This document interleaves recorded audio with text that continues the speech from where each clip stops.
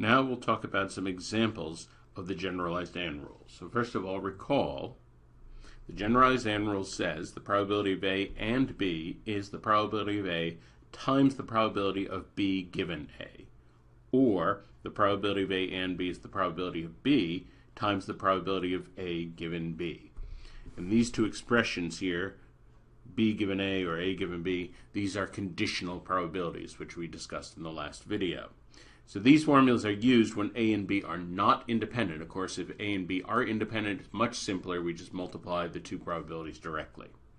So when do we use this on the test? Well, in practice, most of the cases on the test in which you will have to use this involve selection without replacement. Well, let's recall what this means exactly. Without replacement means each choice changes the probability of subsequent choices, so the choices are not independent. So how does this play out in practice? Suppose I'm picking cards out of a deck. So I start with a nice shuffled full deck of 52 cards. I pick one card, I put it aside. I don't put it back into the deck. I don't replace it. I put it aside. Now the second card I'm going to pick, I'm picking this now from a deck of 51 cards. And when I pick that, I put it aside. The third choice will be from a deck of 50 cards. The fourth choice will be from a deck of 49 cards, and so forth. Each time I pick, I'm picking from a smaller deck. And so the number in the deck, the number in the selection deck, changes every time, which means all the ratios change, which means all the probabilities change. In particular, suppose I pick a heart on my first card, and then I pick a heart on my second card. Well, now it's much less likely that I'm going to pick a heart on my third card because there are two hearts missing from the deck.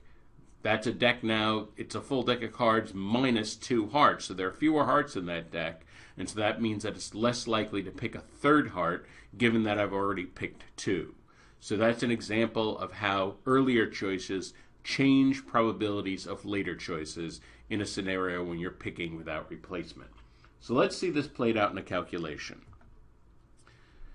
A box has 5 green balls and 7 red balls. Assume that all the balls in the box are equally likely and that the balls are picked without replacement. So we have that magic phrase there, without replacement. What is the probability that the first 2 balls picked are both green? So let's think about this. I'm briefly going to draw this out. We have 5 green balls and 7 red balls. That's our box. So the probability that the first choice is green, well, that's easy. There are 12 balls in the box. 5 of the 12 are green. So that's 5 over 12. That part is easy. Now notice, once we pick that, that ball is missing. So we no longer can think of this as 12 balls. Now there are 11 balls in the box. So now when I want to know what's the probability that my second choice is green, given that the first one is green, well, now I'm considering this new scenario, 11 balls in the box, and 4 of the 11 are green. So that would be 4 11ths. And so the total probability, I would multiply these two.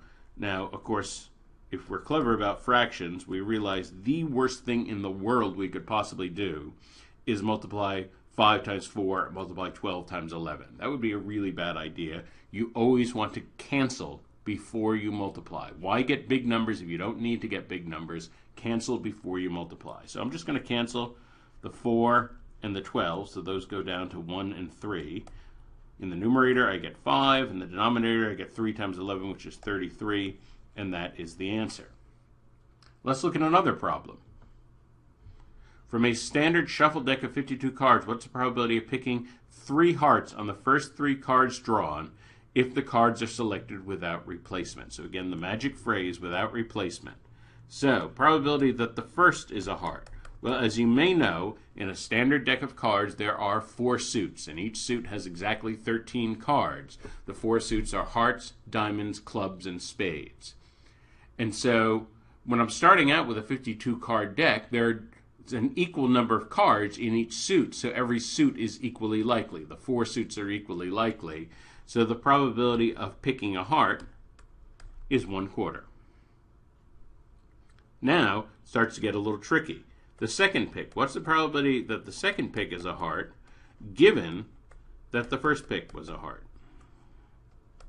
Well, so now we're dealing with a deck of 51 cards, not 52, so I'm going to put 51 in the denominator. And now, instead of having 13 hearts, one has been taken out already, so now we're only left with 12 hearts. So 12 of those 51 cards are hearts. So that's a probability of 12 over 51. So notice it's a different probability from the first one because we're selecting without replacement. These probabilities are not independent, and what happens on the first outcome changes the probability on the second outcome. So now we have to think about a third choice.